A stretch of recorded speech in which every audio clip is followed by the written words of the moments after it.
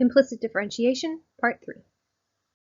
Recall that the general idea behind implicit differentiation is that we have to differentiate, being careful that if we take the derivative of y with respect to x, we have to use chain rule and multiply by this dy dx. Then we're going to solve for all of our dy dx's. Let's find dy dx if secant x tangent y is equal to 5x. So we'll need to take the derivative with respect to x of both sides of this equation. We'll have to be careful when we take the derivative with respect to x of secant x tangent y, because this is a product, so we need to use product rule. So that'll be the first function, secant x, times the derivative of the second function. The derivative of tangent y with respect to x will be secant squared y, and then we have to multiply by the derivative of y, which is dy dx. Then that's the first part of our product rule. Now we have the second function, tangent y. That looks a bit too much like just tanny. So tangent y times the derivative of the first function. The derivative of secant x is secant x tangent x. And this will all be equal to the derivative of 5x with respect to x, which is 5. And we need to solve for our dy dx. So let's start by making sure that the term with my dy dx is the only thing on this left side of my equation. So that means that I will have secant x, secant squared y, dy dx, and now I'm subtracting tangent y secant x tangent x from both sides. So that will give me 5 minus, and I'm just going to rate these functions in like alphabetical order by variable. So this will be secant x tangent y. So I just use commutative property of multiplication. And now we're solving for this dy dx still. This is secant x secant squared y times dy dx, so I can divide both sides by secant x secant squared y. So dy dx is equal to 5 minus secant x tangent y all over secant x secant squared y. And that is the fabled dy dx that we were solving for. So the derivative of y with respect to x is this. We want to find dy dx if e to the xy plus y squared is equal to 9. So we'll need to take the derivative with respect to x of both sides of this.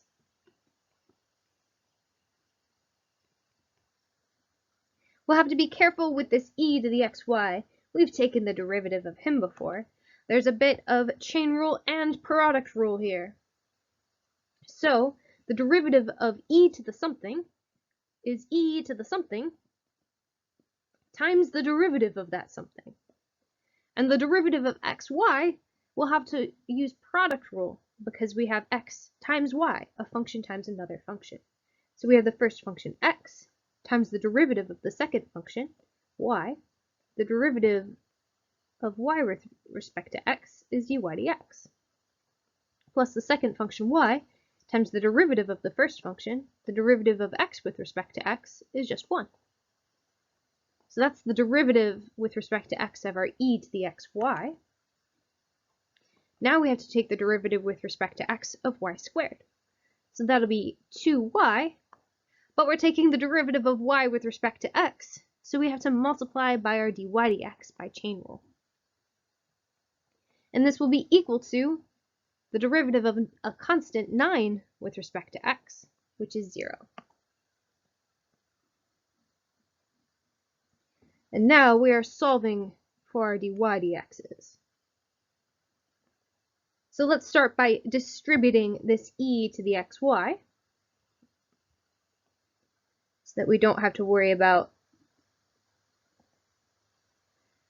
other things. So this will be x e to the xy dy dx plus x e to the xy, sorry, y e to the xy, wasn't paying enough attention there, plus 2y dy dx is equal to 0. So we see that this term has a dy dx, and this term has a dy dx, but our y e to the xy does not have a dy dx. So we'll subtract the y e to the xy from both sides. So we have x e to the xy dy dx plus 2y dy dx is equal to negative y e to the xy. And we're one step closer to figuring out what dy dx is equal to. Both terms have this dy dx, so we can factor out dy dx. So we have dy dx times x e to the xy plus 2y is equal to negative y e to the xy. Which means this entire dy dx is being multiplied by this entire x e to the xy plus 2y. So we'll divide both sides by x e to the xy plus 2y. Isolating our dy dx, and it'll be equal to negative y e to the xy all over x e to the xy plus 2y.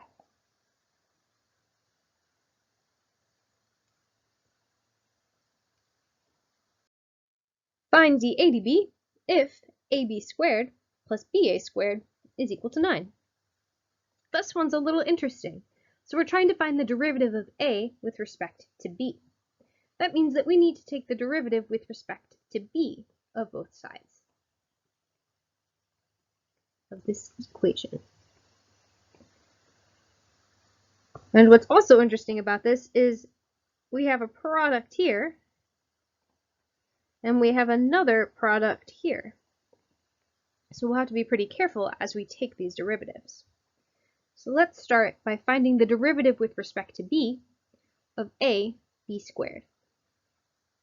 And I'll just color code these. So this will be my ab squared color, and this will be my ba squared color. So the derivative with respect to b of ab squared will be the first function a times the derivative of the second function, which is b squared. So that'll be 2b times the derivative of b with respect to b, db db, plus the second function b squared times the derivative of the first function a with respect to b. So that would be 1 dA dB.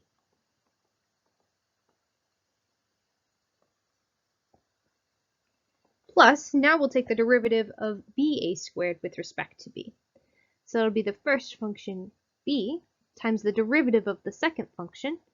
The derivative of a squared with respect to b will be 2a times the derivative of a with respect to b. So dA dB. Plus the second function a squared times the derivative of our first function b with respect to b. So that'll be 1 dB dB. And that'll be equal to the derivative of 9 with respect to b. The derivative of a constant is 0. Now, dB dB is just 1. Just like the derivative of x with respect to x is equal to 1. So anywhere we see a dB, that just kind of divides out. So let's simplify this a little bit to figure out what solving needs to happen. So we have a times 2b times 1. So that'll be 2ab plus b squared dA dB plus b times 2a times dA dB. So that'll be 2ab dA dB plus a squared times 1, so just a squared, is equal to 0. And they want us to find dA dB. So we need to solve for these dA dBs. So we'll start by subtracting anything that doesn't have a dA dB. So we're going to subtract 2ab and a squared from both sides, which gives us b squared dA dB plus 2ab dA dB is equal to negative 2ab minus a squared. And now all of our terms on the left side have dA dBs, so we can factor out that dA dB.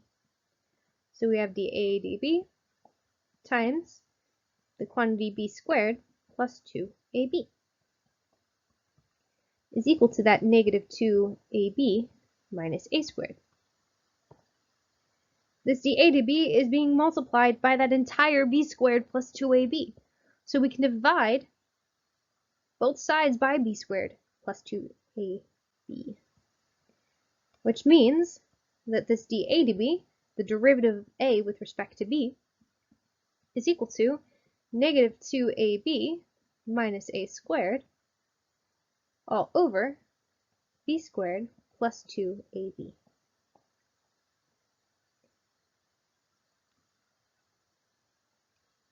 So we can even use implicit differentiation if we have variables that aren't x and y.